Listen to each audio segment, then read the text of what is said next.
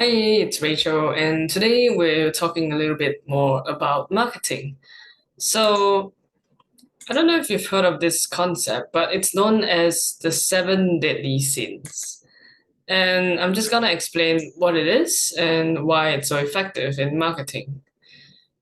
So, why do you want to use them? Because psychologically, we respond to them. It's like a human desire, and it's like the deepest and darkest secret. It also forms really great hooks and really powerful stories, especially when you link them to it. So when you think about like building a brand and building like a really successful brand, you want to tie yourself to one or even more of these desires as much as possible. So I'm just gonna deep dive into each of these desires as I move through them, and then we can talk about how you could tie your brand to them. So the first one is lust, and it doesn't just mean sex, it means a little bit of seduction, it means intense longing, and you can think of it as like the Volkswagen ads in the past.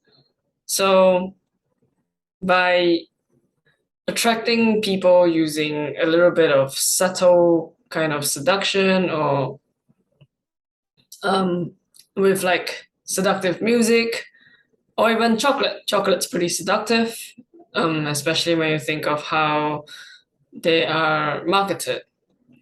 I remember like the Magnum ads as well, if you had a look at them.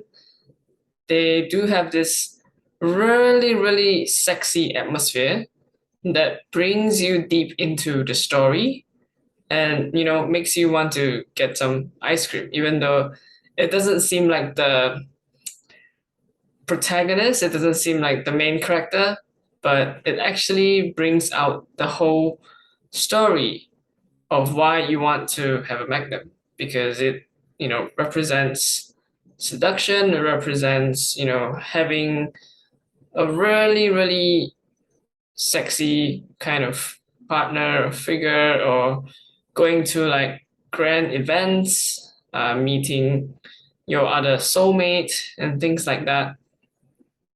It also includes irrational collections. So some people collect like shoes and some collect like watches. There's even people who collect cars. And honestly, you're probably only gonna wear the one watch every single day. You're probably only gonna wear the one shoe or maybe the couple pairs, depending on the situation, like, wearing for work or for casual or for hiking, whatever the case is. You probably don't need, 20 different pairs of sports shoes. But it is lust. It is considered irrational collections because you just love collecting sports shoes. You love, you know, looking at how each of them are designed. You love the function of like, let's say a Nike Air or like some Adidas shoes that have some other superpower. But yeah, they're all irrational collections. And that's what people have longing after. And so if you talk to like a car collector and you try to sell them antique cars, then they would view the value as really, really huge because they're a collector. But if you just try to sell like antique cars to just a normal person, then they wouldn't view that's worth pretty much anything. And so the next one is gluttony. And gluttony not just pertains to food, but it's more for like overindulgence or like overconsumption. And there's some brands that tie themselves to it. So for example, McDonald's, I'm loving it. Or when you think about when you go to like a five-star hotel, usually they offer like buffet breakfast. And the buffet is actually the thing that how to say the thing that ties to your gluttony. So you look at the wide spread of all the different types of food from all the different countries, and you're like, oh, there's like Asian style, nasi lemak or porridge, and then there's also like the Western food, oh, scrambled eggs, and maybe you found some curries somewhere, and so it basically attracts you to try a little bit of every food. And when you think about buffets and how they make money, it looks like they don't make any money at all, but in actual fact, they do. Because Usually buffets start out at like a fixed price per person, and obviously a little bit higher than the rest because it's eat all you can. But the idea is nobody really goes there and eat until that amount. And even if people do, most of the people don't. So it's more of like, 80% of the people, for example, if the buffet entrance costs about like $40, most of the people usually wouldn't eat up to that $40 mark. They usually, in terms of like, the buffet items offered, they usually take a little bit of each and then they feel full. And then maybe around the $20 to $30 mark, and that's it. And then there's a few that maybe manages to eat a little bit more, but like I said, it's unlikely, and that's how the buffets earn money. There's also talking about wine clubs. There's people offering like a subscription of wines, just to ensure that you always have your wine supply, and making sure that you continue to consume, continue to indulge yourself over it. So that's how you attach the gluttony to your brand and how you're gonna market it. So you just want to make people know that you have a lot to offer, and you want them to get addicted to you. And that's how you can tap into the gluttony. So the third one is greed, and it basically just means artificial, rapacious desire and pursuit of material possessions. It's mainly material, so it pertains to luxury items, and it also pertains to, for example, if you signed up for like a subscription-based service online, maybe it's to schedule your content and manage your content, or maybe it's like a call booking site. And then you'll see the different kinds of plans, and then you see the monthly payment, and then you also see the annual payment. And usually the annual payment would be, oh, you can save 20% by paying annually. Because obviously they want you to have, so number one, they want you to pay more money upfront, and whether you use it at all or you don't use it at all, then that's your problem because you've already paid for it and they've already earned the money. And the next thing they want to let you know is, hey, you get to save money if you pay a huge chunk upfront.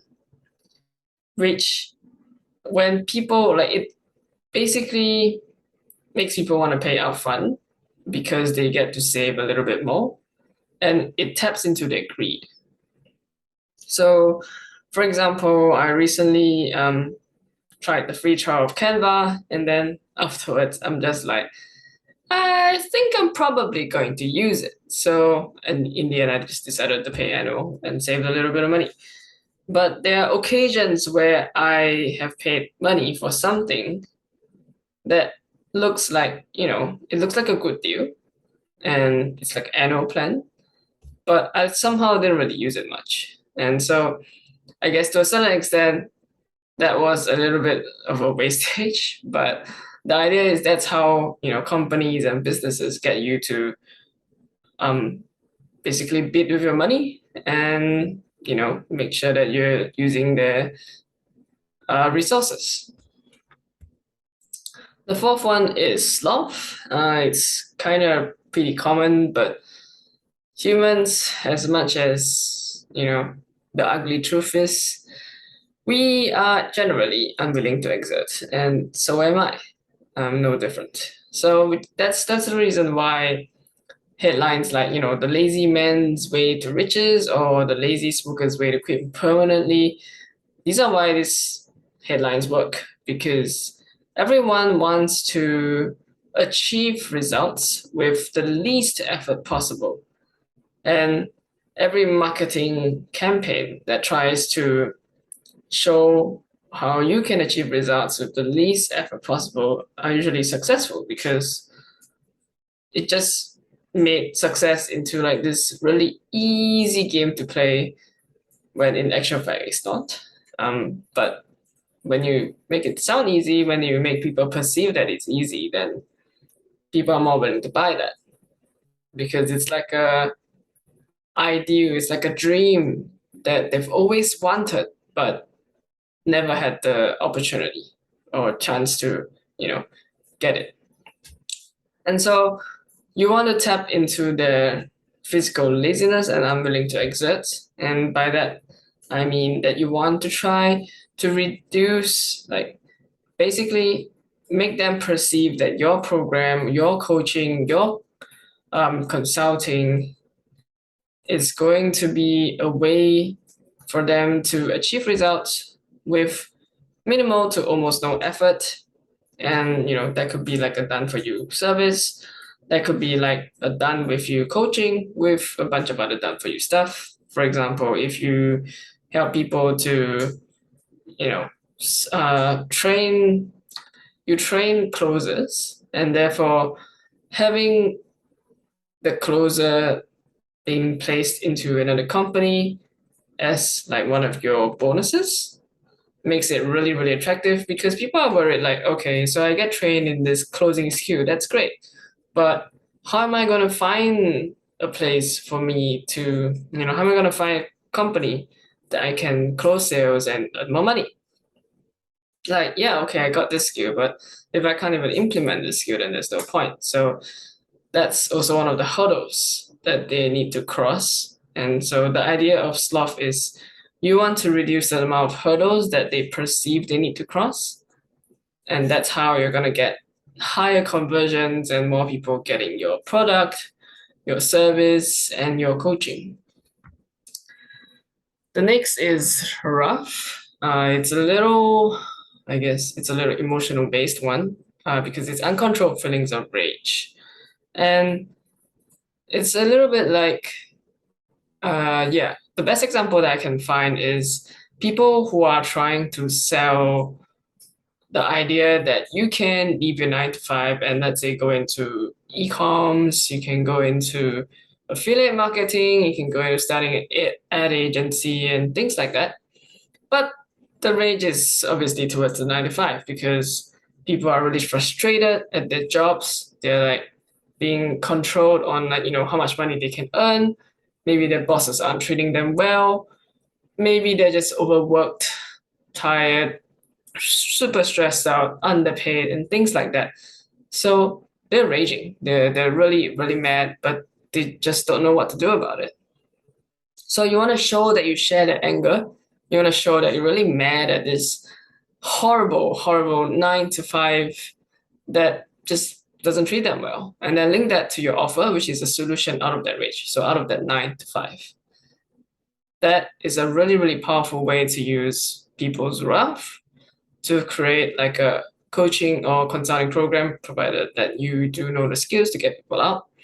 And that helps people to know that, hey, you're relating to them. Because have you heard of the phrase that an enemy's enemy is your friend? And, when you put it that way, the enemy is the 9 to 5. Like, the enemy's enemy is actually your friend. And you might be viewed as like the person that's selling a product at first, but when you show that you can relate to them, you share their anger, and you know how they feel about having that overly stressful, underpaid job, and they'll be like, oh, wow, I feel like I could trust her. I feel like I could trust him. And that's how you're going to use wrath in your marketing to get people to know, love, and trust you. The next one is envy, which is an insatiable desire and jealousy. So it's a little bit about fear of loss, or fearing or failing to keep up and wanting what people have. And that could be like a lot of different things. So when you look at like when using envy in your marketing, it's a little bit like when you show your six-pack abs, or when you show your really, really fit body, and then people are just looking at you and like, wow, I'm so envious. I really want to have a body like that. And how do you do it? How do you get this, body like a Greek god, things like that. And that taps into the envy, and because they want to have your kind of like aesthetics, and that's why they want to learn from you. And that's how you can tap into envy to market your product or service. So people who want what you have, people who fear that they're not keeping up, people who don't want to lose out, people who basically, I guess, seeking perfection, if you want to put it that way as well, they will come to you.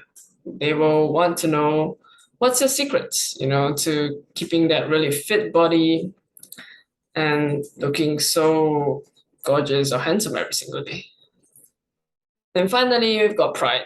So there are two ways to look at this. One is being selfish and putting one's own desires and urges ahead of the welfare of other people. And the second part of it is being proud of yourself and others.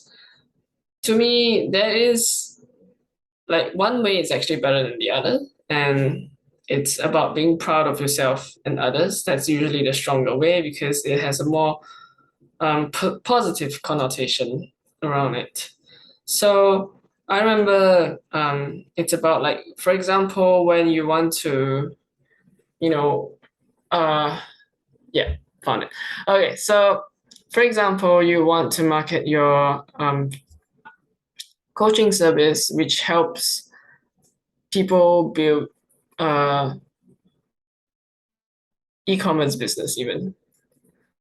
And then you're telling people, like you're telling dads and moms that, hey, so these are your target audience. And these target audience of yours, because they're so caught up in their jobs, they're so tired out from working that they don't have time to play with their kids. They don't have the money to begin with because they don't really earn that much. And they don't have the energy because everything's being drained at their jobs. And what you want to do is to help them to understand that, when they start this business and when they become successful at this business, they're going to get the time back, they're going to get more money, they're going to get more energy. And they can finally be proud of themselves because they're a present father or a present mother. They can finally bring their kids to Disneyland every single year. They can finally take breaks as and when they want to, and they can finally visit all their children's piano recitals or soccer games, things like that. Help them to become proud of who they are. And that is a really, really strong way to get your marketing up to, really high standards and obviously increase conversions. And so with that said, if you like this kind of content, remember to like, subscribe, and hit the notification bell. And if you want more tips on living out your best life and value-driven content, my social media links are up on the top right-hand corner of the page. And enjoy. Have an amazing day.